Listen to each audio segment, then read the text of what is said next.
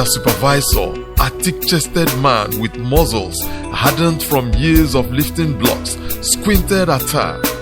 This work is for strong men. Go home, girl. Carry your degree and go. The workers around chuckled, shaking their heads, but Amuche did not move. She clenched her fist, her heart pounding with hunger and stubborn hope. Sir, I can do it. Just give me a chance. The supervisor looked at her like she was insane. You? With these soft hands? Tomorrow you will faint before carrying one block. Still, Amuche's eyes did not blink.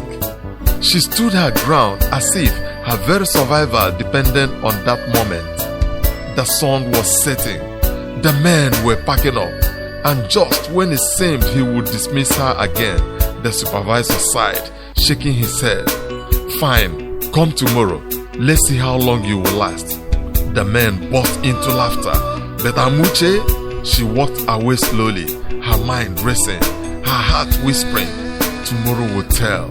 Don't give up when the road is dark. Don't let shame put out your spark. Every dream has a price to pay, but the night will always bow today.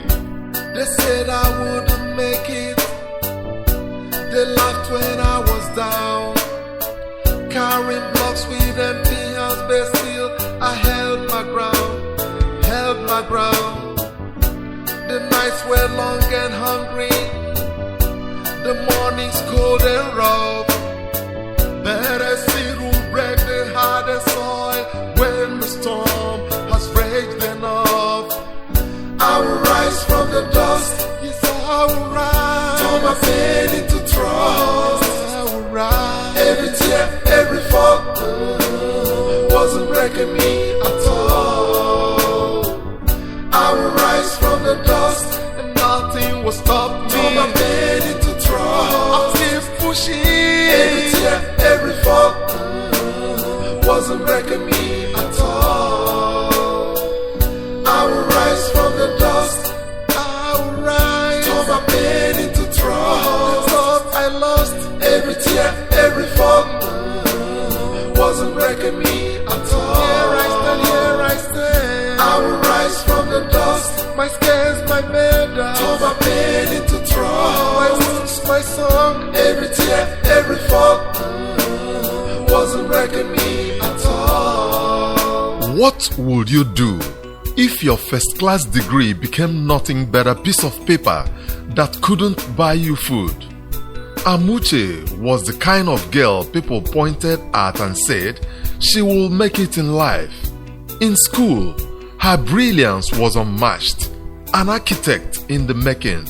She graduated top of her class, her name called with thunderous applause, her parents weeping with pride.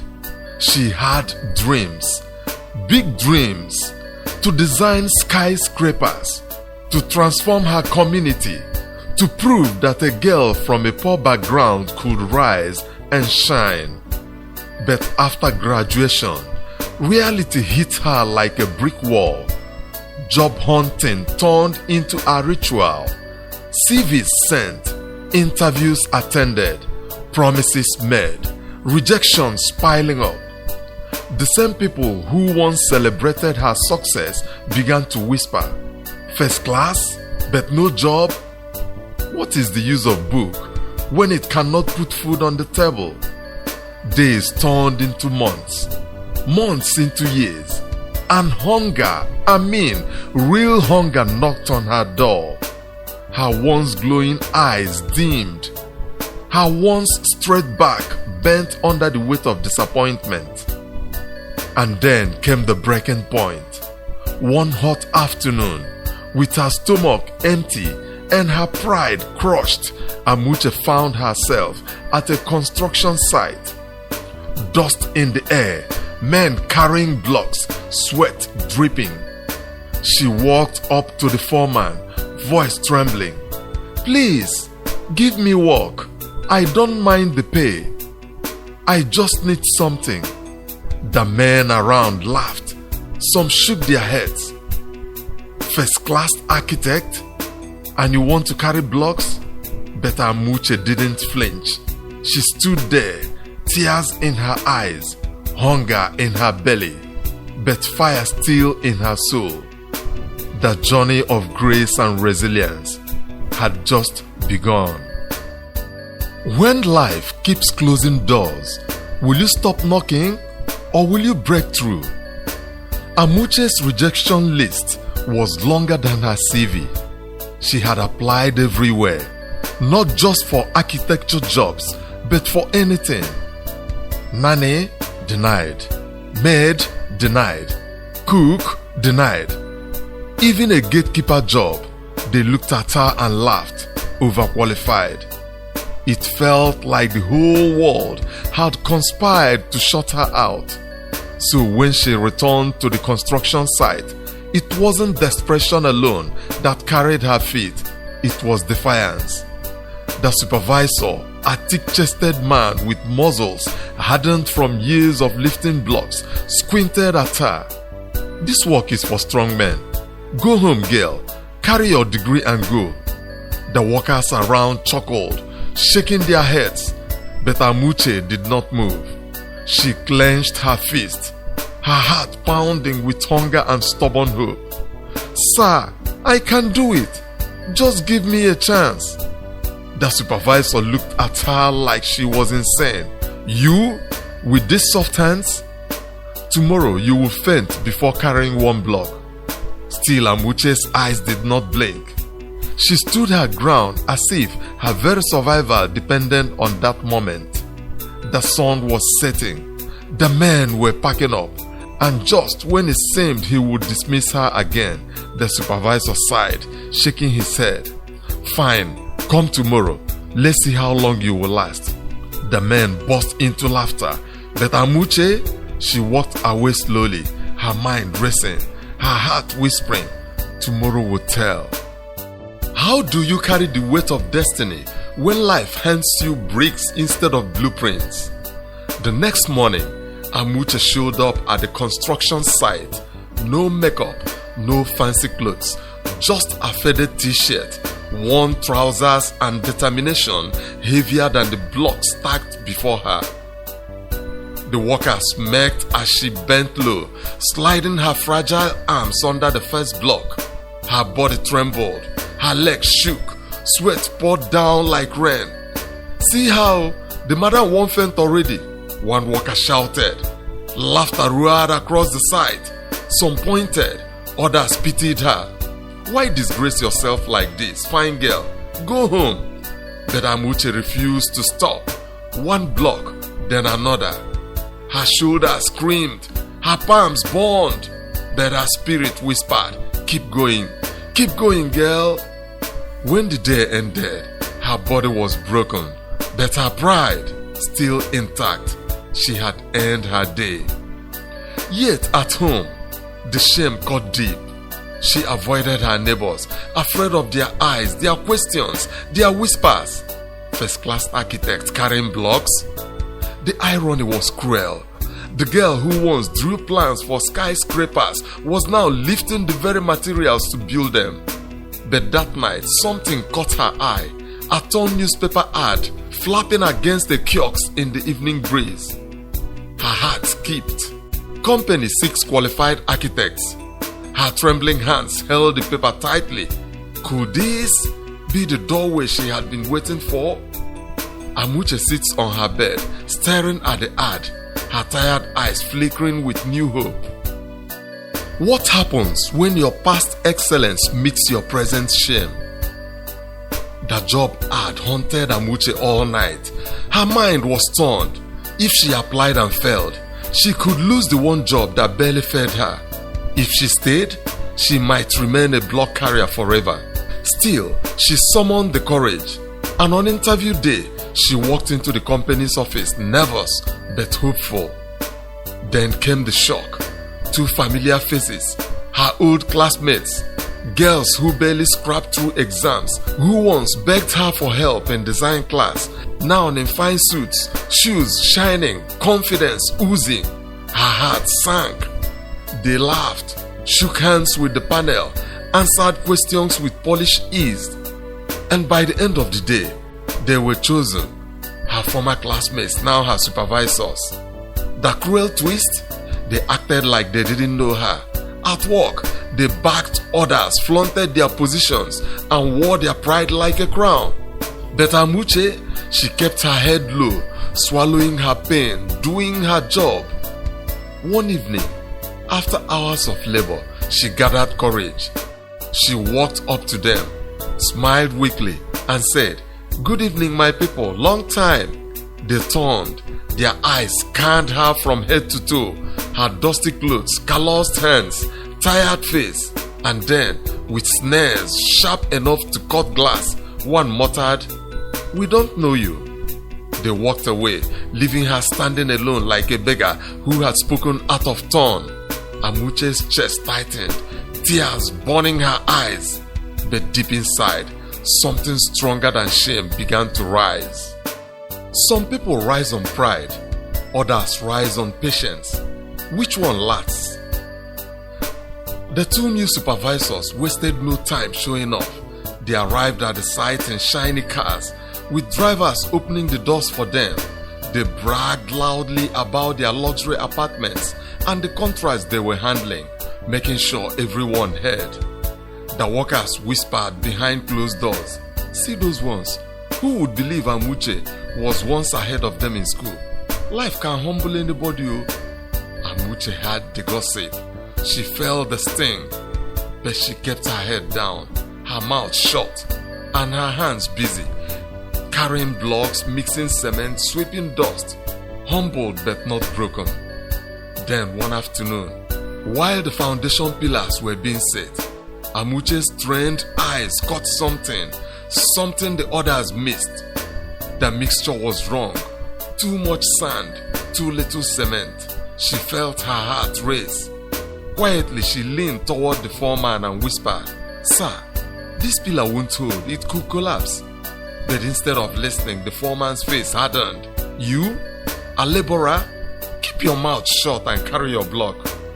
The laughter of the workers cut into her like knives. But Amuche knew what she saw.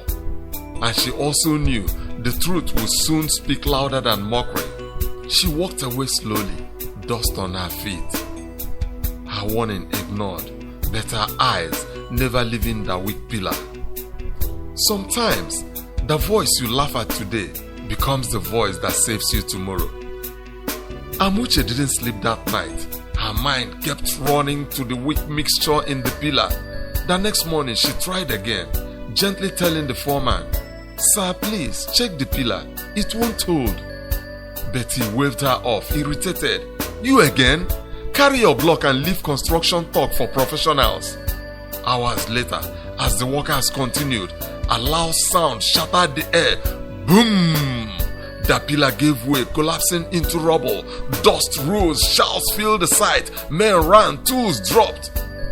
Thankfully, no one was injured, but silence was settled.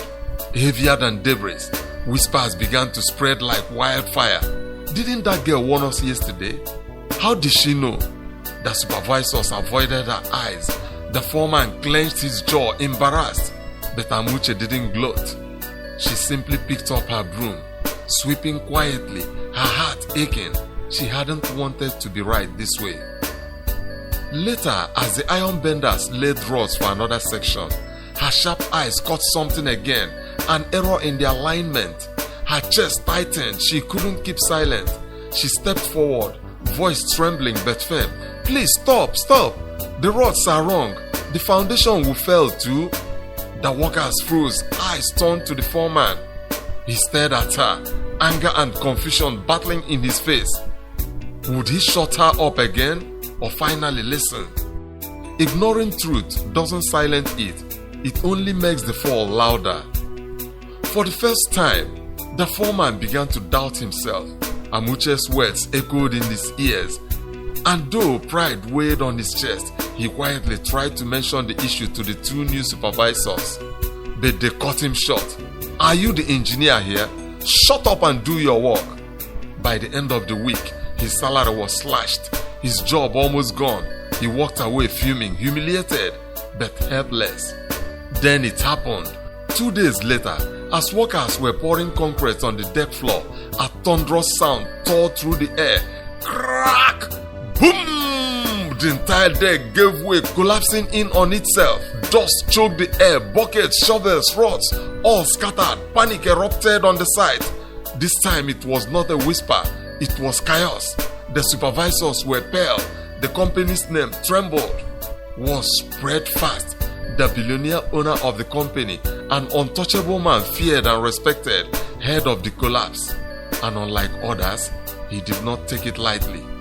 2 days later, a sleek black SUV rolled into the site. Its tinted windows slowly lowered. Silence fell. Workers scattered like ants. Helmets came off. Tools dropped mid-air. Even the proud supervisors stiffened, sweat breaking down their necks. Inside the SUV, the door opened slowly.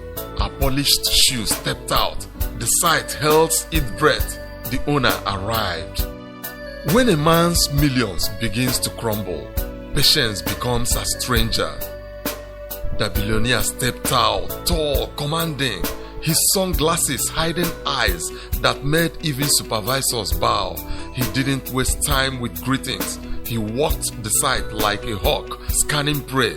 Wherever he turned, the evidence of disaster screamed at him. Cracked walls, bent pillars, concrete that had dried uneven. His face hardened, his jaw tightened. Then his voice thundered. "What is this nonsense? You call this a project? You want to ruin my name?" No one dared speak. The supervisors stood stiff, trembling in their fine clothes. Workers shifted uneasily, sweat dripping, fear heavy in the air.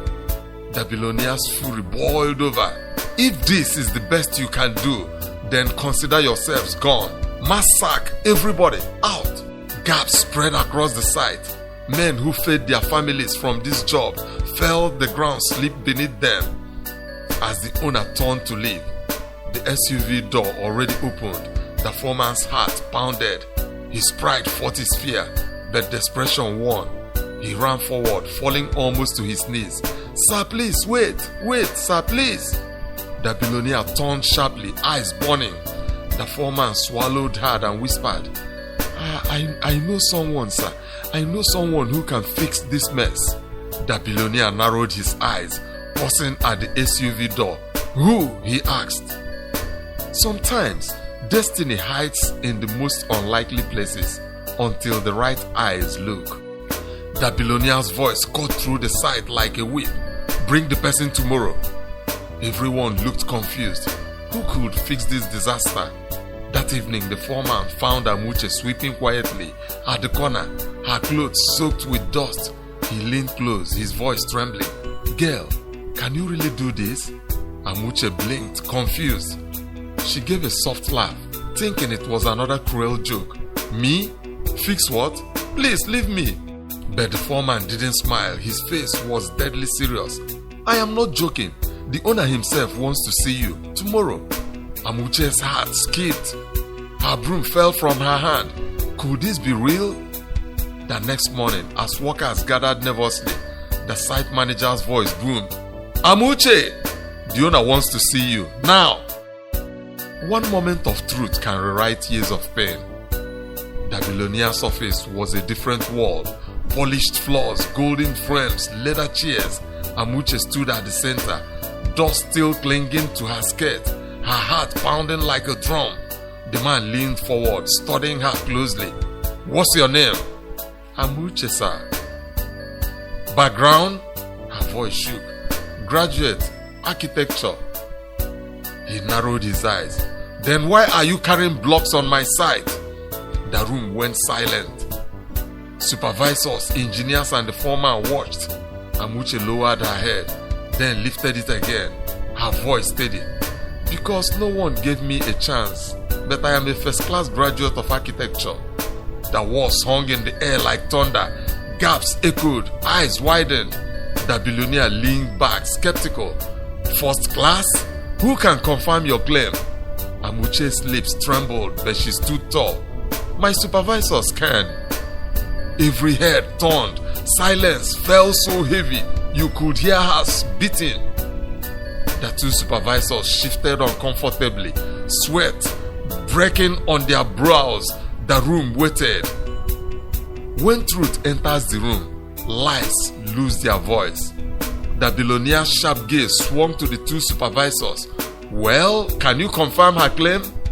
The room tensed. The supervisors shifted in their seats, throats dry, eyes darting. At last, one cleared his throat. Sir, it's true. She was top of the class. The second added reluctantly, she was always ahead of us in everything. Gaps spread, whispers broke out. The mighty supervisors reduced to stammering schoolgirls before the truth. But the billionaire wasn't smiling.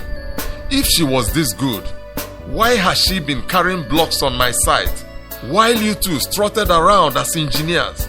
Their mouths opened, no words came out. Shame weighed them down like chains.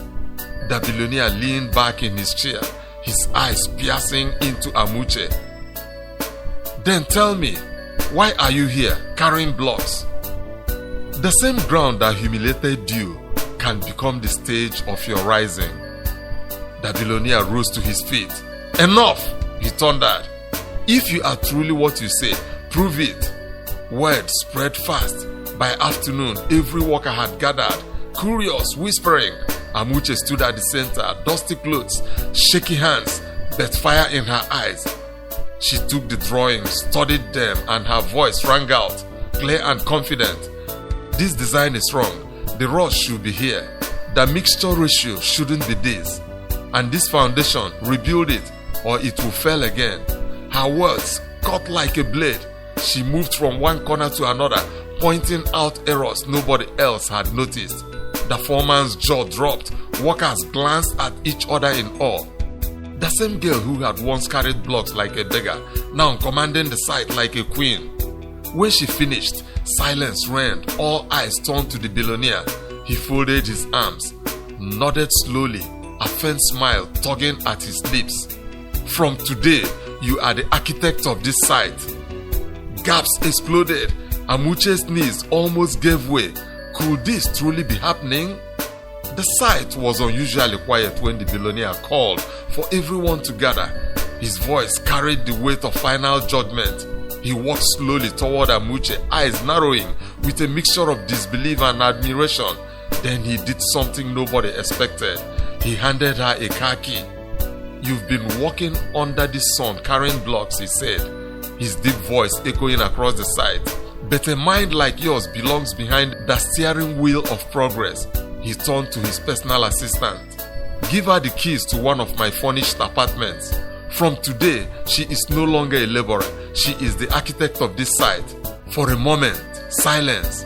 Then the workers erupted in cheers. Some clapped, some whistled, some simply shook their heads in awe. But gossip spreads faster than cement dust. Before sunset, everyone in the area knew the block-carrying girl is now Madam Architect. In the corner of the gathering, her two former classmates, Nkechi and Ada, shifted uncomfortably.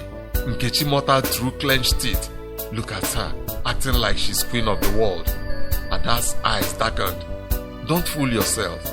This is only the beginning. I know exactly how to bring her down." That night, Ada sat in her room, tearing up one of Amuche's old design sketches with a wicked smile. She won't shine for long. The plan was simple, too simple. Ada and Nkechi planted a false error in one of the architectural drawings, a crooked alignment, a miscalculated measurement. If anyone trusted the drawing blindly, the structure would collapse. By morning, whispers had already started among the workers. Maybe the girl isn't as brilliant as we thought. I've been unlocked, they carry her. Amuche arrived, carrying her sketch pad and tools. She could feel the eyes on her, the doubt heavy in the air. When the site manager presented the drawing, Amuche's brows furrowed. Something wasn't right. She went over every line, every angle. The tension grew. The workers leaned closer, waiting for her to make a mistake. Suddenly, she dropped her pencil. "This isn't mine," she declared firmly. Her eyes scanned the crowd. Someone tampered with it. Look closely. The handwriting, the line weight, it doesn't match my work. Gaps rippled across the site.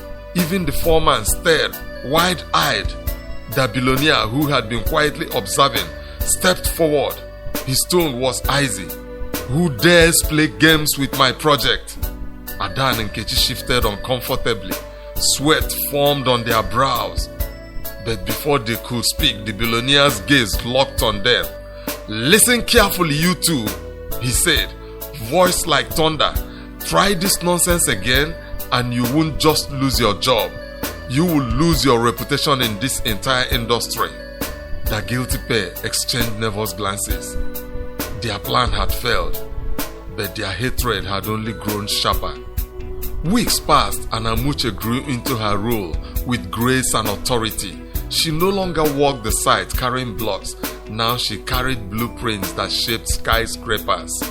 The boardroom, once filled with intimidating faces of executives, now turned to her for direction. Her voice carried confidence. Every instruction she gave was backed with knowledge and precision. But her rise wasn't just about the buildings. It was about who. Her story swept across the town like fresh harmattan wind. Jobless graduates sitting in internet cafes whispered her name. You hear say that girl with the carry block now in the drive car? Na first class graduate to imagine. She had become a living testimony. A symbol that resilience could break through even the hardest of walls. One evening, as she stood by her new apartment window, watching the city lights twinkle, she whispered to herself, from mud to marble. Maybe that's how destiny works. Sometimes, life will push you into the mud, not to bury you, but to plant you so that the world can finally see you grow. If you have enjoyed this story, do not hesitate to share it with someone whom it might motivate. Tell us at the comment section if you've ever found yourself in Amuche's situation or you know someone who has. Remember to like and subscribe for more interesting stories from Akotel. See you in our next story. Bye. I will rise from the dust. Yes, I will rise. Turn my pain into trust. I will rise. Every tear, every fall wasn't breaking me at all. I will rise from the dust, And nothing will stop me. turn my pain into I'll trust. keep pushing. Every tear, every fall wasn't breaking me at all. I will rise from the dust, I will rise. turn my pain into trust. Thought I lost. Every tear, every fall wasn't breaking me